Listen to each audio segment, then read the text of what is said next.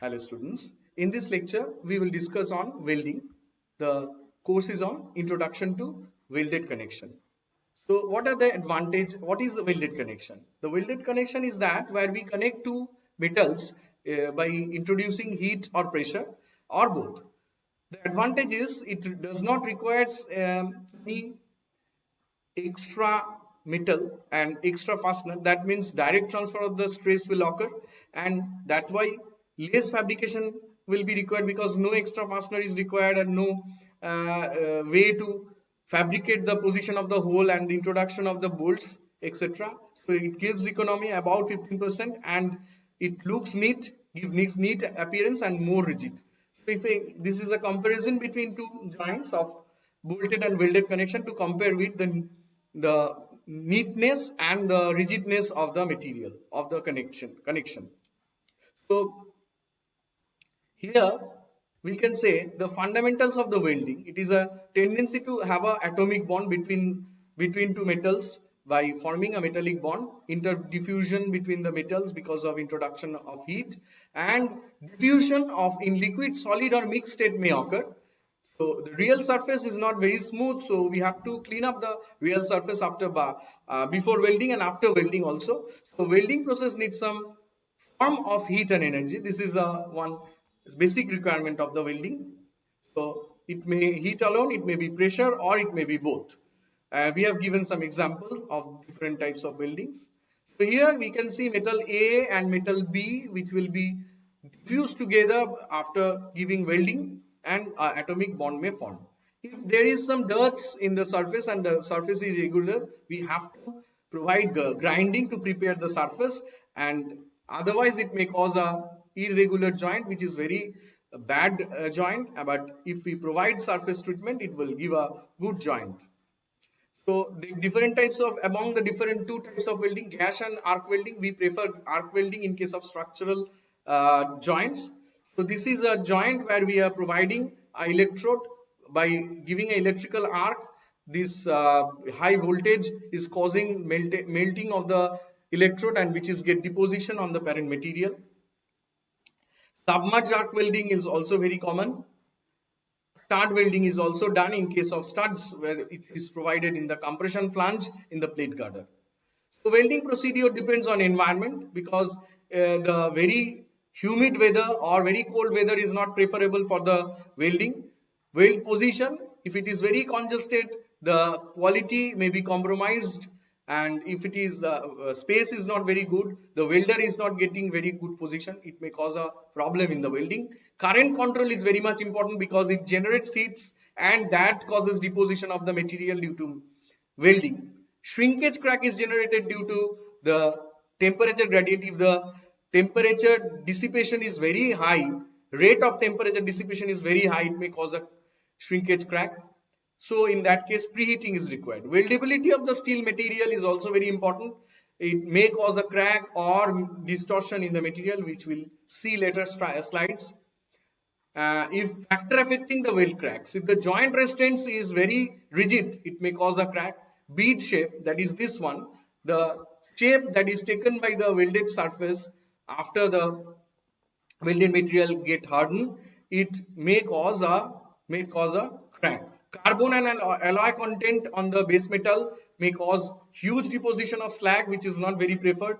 If the cooling rate is very high, that may cause also crack. Hydrogen nitrogen absorption also rate is also very important for causing crack in the material. So these are the different types of joints that may cause that may be fabricated by providing welding. It may be a butt joint, it may be a lap joint, it may be a T joint or a corner joint. We used to provide these different types of joint in the structure. If it is a butt joint, so we can provide groove joint or butt joint. Different types of grooves are there. If it is a lap joint, we can provide fillet joint, or we can provide plug joint if it were required to plug up the deposition or something like that, or some slotted joint is also required if the weld length or weldable length is not sufficient as per the design. We have to provide extra length of weld by providing slots within the structural member. So Selection of particular types of grooves depends on the size of the weld and the thickness of the plate, accessibility, how it is accessible from the both the side, and the position of the weld. So butt joint is very much advantageous because it provides huge strength and it is very efficient against impact and cyclic load. But the disadvantage is it requires full penetration, that is huge amount of metal deposition, huge amount of stress, residual stress. So these are the different types of butt joint that we can provide, and we can provide groove joints in where required. Statement. It is very much easy because it requires no fabrication. Groove or groove preparation, surface preparation is not required. So it is easier and less precision is required. So the throat length, this one, the size, this is the size of the weld and this is the throat of the weld. This is very important because this is the principal plane from where the failure is occurring, and this is taken as t is equals to 0.707 s, because if it is theta, sine it is 45 degrees, sine 45 degree is 1 by root 2 is equals to 0.707 of s. So it is provided in our code also, this provision. We have different types of typical types of fillet weld also we have to provide from different sides. This is known as shear joints. If we have to provide here also, it will fail due to tension, and sometimes T joints, etc., lap joints, etc. Concave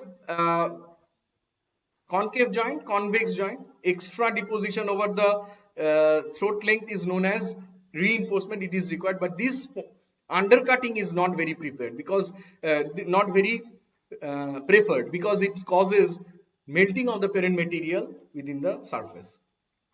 So three basic dimensional changes will, it is transverse shrinkage, longitudinal shrinkage, angular distortion, different distortion. This is distortion which is not very preferred. That's why we used to check the weldability of the material. And weld symbols are there in code. It's given in IS 18813. These are the different weld symbols which is provided in the structural drawing. Effects in the weld. Incomplete diffusion. If the diffusion is not completed, it may cause a spouling out of the welded material. Porosity may generate due to the presence of dirts and other depositions in the material surface, and inadequate preparation of the surface which causes irregularity, undercutting, which is very dangerous. I've shown it. Slag inclusion due to remaining failure removal of slag is between the runs, because it may cause a failure in the surface. Why this slag is there? Because of presence of huge amount of alloys and all this hydrogen inclusion and all this. Lamellar tearing may occur if the penetration is not proper, and crack may generate in the metal if there is a huge temperature gradient during the heating cooling procedure of welding. Weld inspection can be done by visual inspection, and liquid penetration may be done in high pressure. If there is any leakage, it may show it. Magnetic particles may be introduced, or ultrasonic pulse velocity testing can be done, or radiography or X-ray can be done to check the quality of the welding.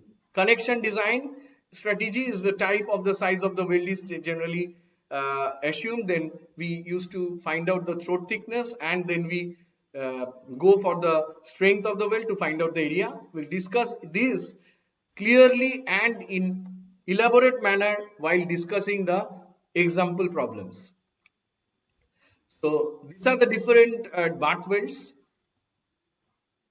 and it is direct, indirect compression, and can be designed as per the strength of the parent material. 80% of the permissible value of the strength is taken if it is welded at site, and throat thickness is taken 5/8 of the thickness. All these are provided in the code and will be discussed in detail during the discussion of the example problem.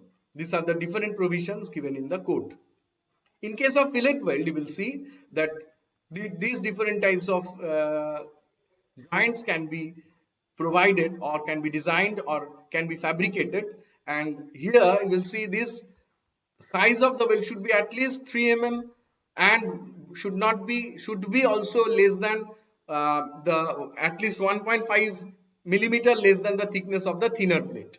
This is the provision of the code, and code has said that the size of the throat size is k into size of the fillet, and this k value is given in code in terms of equal to, if in 76 you will see there, and it depends on the angle between the fusion phase. These are the two different fusion phases. If it is 90 degree, is generally taken as 0.7.